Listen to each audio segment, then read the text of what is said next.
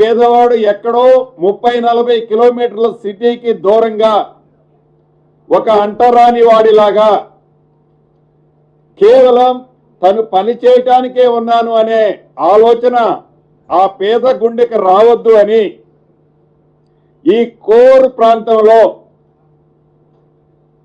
గజము 2 లక్షల నుంచి 3 లక్షలు సుమారు ఎకరము 100 నుంచి 250 కోట్లు విలువ చేసే భూముల్లో డబ్బు ముఖ్యం కాదు, పేదవాడికి కూడా కొన్ని కోరికలు ఉంటాయి, పేదవాడికి కూడా ఈ కోరు ప్రాంతంలో నివసించాలనే ఆశ తప్పు కాదు, ప్రతిదీ డబ్బుతోనే విలువ కట్టొద్దు అని ఈ ఇందిరమ్మ ప్రభుత్వంలో, ఇందిరమ్మ ప్రభుత్వం అంటేనే పేదోడి ప్రభుత్వం, ఈ ఇందిరమ్మ ప్రభుత్వంలో గౌరవ ముఖ్యమంత్రి రేవంత్ రెడ్డి గారు సహచర మంత్రులందరం క్షుణ్ణంగా పరిశీలించి కొద్దిగా లేట్ అయినప్పటికీ ఇప్పుడు ఫస్ట్ ఫేజ్ లో పైలట్ కింద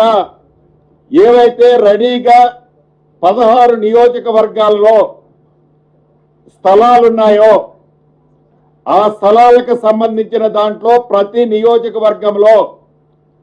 500 ఇళ్లని అపార్ట్మెంట్ రూపంలో కట్టి ప్రతి అపార్ట్మెంటు ప్రతి ఫ్లాటు 525 చదరపు అడుగులు ఉండే విధంగా డిజైన్ చేసి ఈరోజు వాటికి సంబంధించిన అప్లికేషన్ విధి విధానాలని ఇప్పుడే సహచర మంత్రివర్యులు, సహచర గౌరవ శాసనసభ్యులు, శాసన మండలి సభ్యులు సమక్షంలో, మీ అందరి సమక్షంలో లాంఛనంగా దాన్ని ఓపెన్ చేసుకున్నాం, ప్రారంభించుకున్నాం.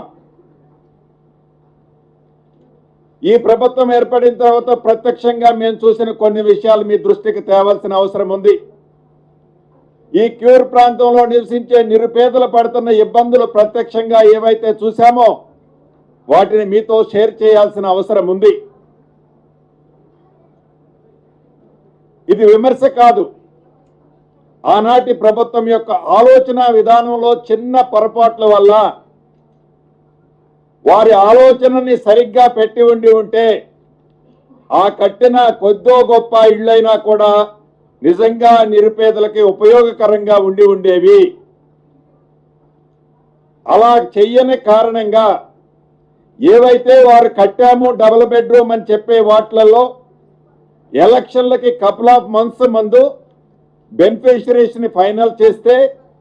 సుమారు 21-22 వేల మంది బెనిఫిషరీస్ ని ఫైనల్ చేస్తే కేవలం 9-10 వేల మంది ఆ బెనిఫిషరీస్ ఆ స్థలాల్లో నివసిస్తున్నారు.